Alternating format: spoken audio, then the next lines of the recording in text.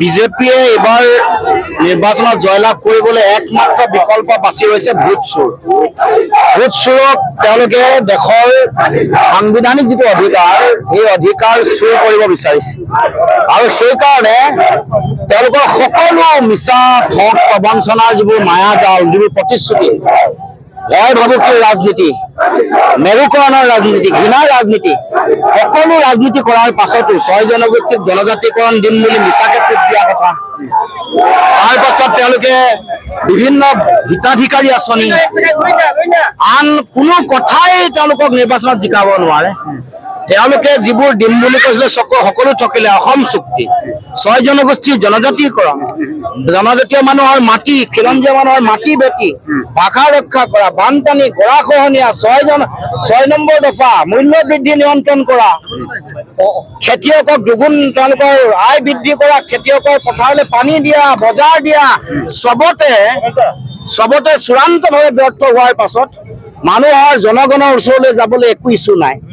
হৰাটো চূড়ান্ত আৰু সেইকাৰণে এতিয়া চলে বলে কৌশলে মানুহৰ পৰা ভোট কাঢ়ি ভোট চোৰ কৰি নিৰ্বাচনত জয়লাভ কৰিবলৈ ওলাইছে।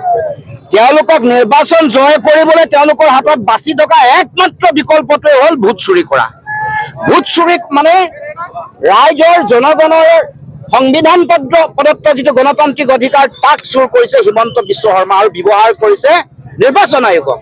নিৰ্বাচন আয়োগক নিজৰ পুতলাৰ দৰে ব্যৱহাৰ কৰি নিজৰ তেওঁলোকৰ ৰাজনৈতিক স্বাৰ্থ সিদ্ধিৰ তেওঁলোকৰ অস্ত্ৰ বা অৱলম্বন হিচাপে ব্যৱহাৰ কৰি হিমন্ত বিশ্ব শৰ্মা এবাৰ নিৰ্বাচনত তেওঁলোকে বৈতৰণি পাৰ হ'ব খুজিছে। কিন্তু আমি ক'ব খোজো যে যিমান কুট কৌশল নকৰক লাগিলে জনগণক ভুৱা প্ৰপত্ৰ দি মৃত্যু নোহোৱা মানুহক মৰা বুলি তেওঁলোকে যি আবেদন কৰি বিভিন্ন ধৰণৰ কমপ্লেইন দি মানুহ ইয়াৰ পৰা মানে স্থায়ীভাৱে আঁতৰি যোৱা বুলি, পাৰ্মানেণ্টলি চিফ্ট হোৱা বুলি তেওঁলোকে যিমান দি পিনে বিজেপিৰ সভাপতিয়ে যিমান তেওঁলোকৰ ব্লকৰ সভাপতি, মণ্ডলৰ সভাপতিক নিৰ্দেশনা দি বিজেপিক ভোট নিদিয়া মানুহৰ তালিকা প্ৰস্তুত কৰি তেওঁলোকে ভোট কটাৰ যিমানে লক্ষ্য নলক লাগিলে অসমৰ জনগণৰ এইবাৰ যিটো বিজেপি বিৰোধী স্থিতি, তেওঁলোকৰ জনবিৰোধী নীতি, তাৰ বিৰুদ্ধে এইবাৰ অসমৰ জনগণে সিদ্ধান্ত লৈছেই আৰু আগন্তুক দিনসমূহত 26ৰ নিৰ্বাচনত তেওঁলোকক অসমৰ মাটিৰ পৰা অসমৰ ৰাইজে বিজেপিক সাম্প্ৰদায়িক শক্তি বিজেপিক অসমৰ মাটিৰ পৰা উৎখাত কৰিছে। আৰু 5 বছৰ বিচাৰিছে বিদেশী খেদাৰ কাৰণে আজি